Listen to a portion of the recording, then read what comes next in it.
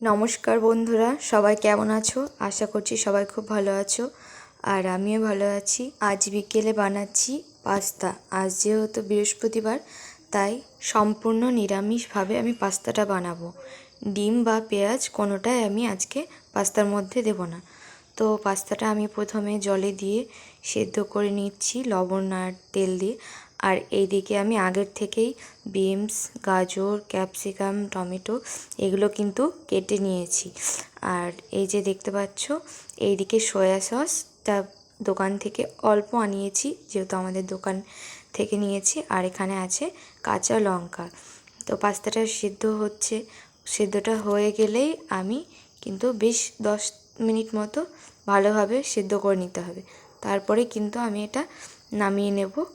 তো এখানে আমি একটা ঝুড়ি বাটিতে, ফুটো ঝুড়িতে নামিয়ে নিচ্ছি। নামিয়ে নেওয়ার পর কিন্তু কড়াইটা ভালোভাবে মুছে আবার আমি ওই কড়াইটাই গ্যাসের মধ্যে বসিয়ে দিয়ে ভালোভাবে কড়াইটাকে তাতিয়ে নেব। এইভাবে পাস্তাটা বানালে কিন্তু সবাই খেতেও দেখি খুব ভালোবাসে, আর আমারও খুব ভালো লাগে। নিরামিষ হলেও কিন্তু খুব সুন্দর খেতে হয়। তোমরা একবার বাড়িতে দেখতে পারো। সবাই হয়তো বেশিরভাগই ডিম পেঁয়াজ দিয়ে বানাও, তবে সবজিটা খালি সবজি দিয়েও একবার বানিয়ে দেখতে পারো, দেখবে সত্যি খুব ভালো লাগে খেতে। আর এইদিকে দেখো, আমি কড়াইটা গরম হয়ে যাওয়ার পরে কিন্তু কাঁচা লঙ্কাগুলো দিয়ে তারপরে তেল দিয়েছি। আগেও তেল দিলে হয়, তবে কাঁচা লঙ্কাটা আগে দিলেও হয়। এরপরে আমি টমেটোটা এর মধ্যে দিয়ে দেবো। একটু তেলটা প্রথমে একটু পরিমাণ মতো দিতে হবে, নাহলে কিন্তু পাস্তা দেওয়ার পরে একদমই লেগে যাবে। টমেটোটা ভাজা ভাজা হয়ে আসলে এখন আমি শুধু গাজরটাই দিয়ে দেবো। এখন কিন্তু বিনস বা ক্যাপসিকাম কোনোটাই দেবো না।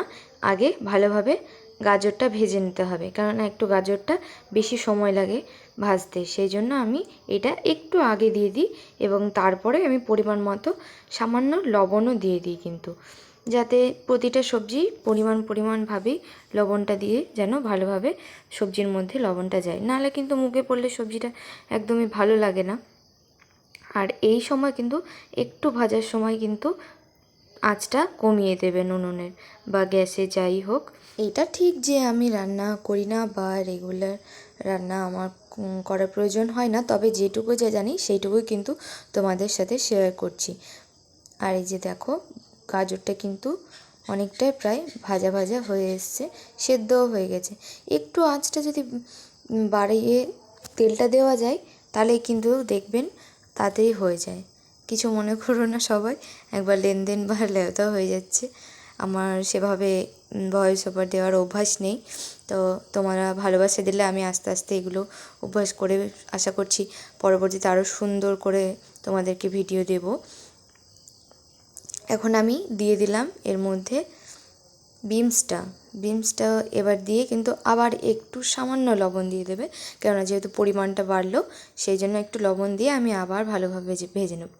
একটু তার বিনসটা দেওয়ার পরে সামান্য 2 থেকে 3 মিনিট ভাজার পরে আপনারা কিন্তু ক্যাপসিকামটা দিয়ে দিতে পারেন, কোনো সমস্যা নেই।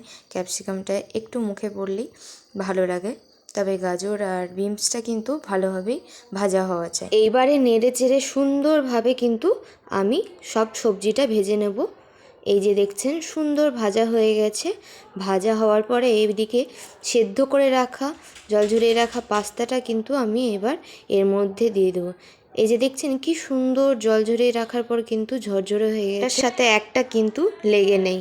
আর এইবারে আমি ভাজাটা যেহেতু হয়ে গেছে, আমি তার আগে দিয়ে দেবো এই সসটা। আমি কিচেন সসটা এখানে ব্যবহার করছি, এটা বেশি ভালো লাগে। আর সয়া সসটা প্রথমে আমি দিয়ে দেবো। সয়া সসটা খুব বেশি পরিমাণে দেবেন না, যতটা লাগবে সেই অনুযায়ী দেবে আপনারা, যতটা পরিমাণে আপনারা বানাচ্ছেন। এরপরে আমি দিয়ে দেবো কিন্তু সসটা। এই সসটা সবাই পাস্তাটা দেওয়ার পরেও দেওয়া যায়, তবে আমি কিন্তু একটু বেশ খানিকটাই ভাজার সবজির মধ্যে সয়া সসের মধ্যে দিয়ে দিই, কেননা দেখি যে এইটার সঙ্গে কিন্তু ভাজার পরে পাস্তাটা দিলে খুব সুন্দরভাবে গায়ে গায়ে লেগে যায় এবং খেতেও ভারী ভালো লাগে। পাস্তাটা দেওয়ার পরে যদি সসটা দেওয়া হয়, তার আগে যদি একটু না দিই, তাহলে কিন্তু অতটাও সুন্দরভাবে জিনিসটা মাখে না। কিন্তু এর আগে দিয়ে দেখবেন, ভাজার মধ্যে আপনারা সসটা দিয়ে দেখবেন খুব সুন্দর প্রতিটার গায়ে গায়ে সসটা লেগে খুব সুন্দর টেস্ট দেয়। এভাবে আমি কিন্তু বেশিরভাগই বানাই। এবারে আমি কিন্তু এই যে জল ঝরিয়ে রাখা সিদ্ধ করা পাস্তাটা কিন্তু এর মধ্যে দিয়ে দেবো। তারপরে ভালোভাবে নেড়ে চেড়ে নেব। দেখুন একটাও কিন্তু একটার সাথে লেগে নেই, দেখেছেন কি সুন্দর জল ঝরিয়েছে।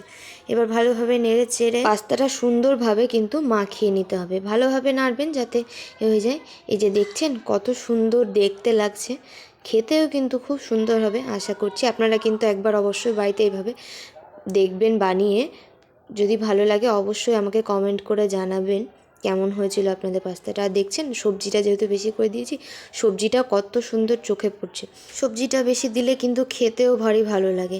তো চলুন এবারে সবার জন্য তুলে নিয়েছি। বাবা যেহেতু এখন বাড়িতে নেই, বাবার জন্য আমরা রেখে দিয়েছি। আর আমাদের এই যে 4-5 জন মিলে আছি, সবার জন্য পরিমাণ মতো যে যেমন খাই তুলে নিয়েছি। চামচটা এবার দিয়ে তার উপরে পাস্তাটার উপরে একটু হালকা সস ছড়িয়ে দিয়েছি চামচ দিয়ে। এবার সবাই মিলে খাবার পালা। তো চলুন আজকে ভিডিওটা এখানে শেষ করছি। সবাই ভালো থাকবেন, সুস্থ থাকবেন।